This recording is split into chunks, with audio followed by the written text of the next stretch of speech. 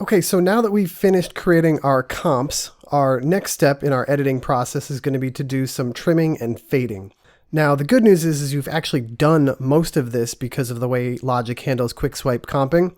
But actually, before we do that, I want to zoom in here a little bit and just point out something that's a very common mistake that I see, which is if you look closely here, you'll see that this end of this take is kind of getting cut off at the beginning of this word here.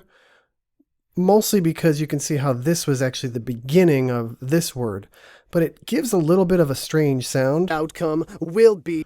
You hear kind of like a little, will. like an extra noise in the breath or whatever right there. So we can fix this by just scooting this over so that we don't get any of that part right there. Will be. And we can make it even better by actually backing up a little further so that we're getting the breath sound from this take and not the breath sound from this take. Will be. And then we get the same issue over here where we kind of cut this one off a little bit too early, and then we start getting right here, you can see it, we start getting the end of that word, which is not what we want. We want the end of this word.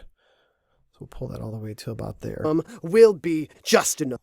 There we go. So just kind of something to be aware of and you know, keep an eye out for when you're working on your comps. And now that we've finished our comping, what I like to do is go right up to our drop down here and kind of commit to this comp. Now, you don't have to do this step. I just kind of like mentally like to move on to the next thing. And so we do that by choosing this export active comp to new track. And you'll see when we do that, it pulls out all of those individual takes and puts them all now into their own new track. And so I'm going to actually mute that track or power it off, or you can even hide it if you want. Control H is how you hide things. And so now we have this all on a new track. So we could call this, you know, verse 1 comp. There we go. And then we'll kind of do everything else that we're going to do on this track. Now, one of the big things that we want to do is just look at the beginning and the ending of sections and make sure we don't have any dead air happening. So you'll notice back over here, let me solo this track. This is, or could be, empty space, right? It could be just noise coming through from the microphone. So what I like to do is just make sure we're not getting any of this. So for example, if this whole bit here is literally nothing, we can just delete it. But then also in the same fashion, making sure that if you've got a region that's hanging out a little bit too long here, just kind of tighten it up a little bit. And then do one other small little thing. And that is, you notice how in between these regions here, Logic has automatically put a little crossfade. That's what those little things are there. We can add those same crossfades by typing T and then A. A is our abbreviation for opening our fade tool. And then if we click and just drag from the inside to the outside, we get this little fade right at the beginning.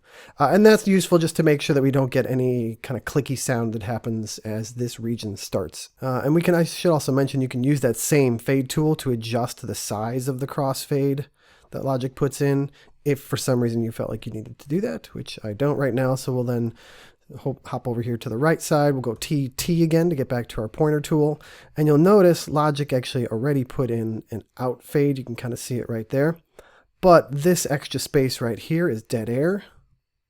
Let's go ahead and listen to that. Scoot that back over.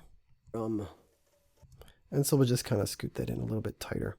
Now you do want to be careful, even if you can't see the actual audio, just make sure there isn't anything actually there. Sometimes kind of the ending breath sound, you might cut off if you pull this in a little bit too tight. And that sounds pretty good. And then every once in a while, TA, you can maybe fade that out to make it even a little bit more subtle. Another tantrum.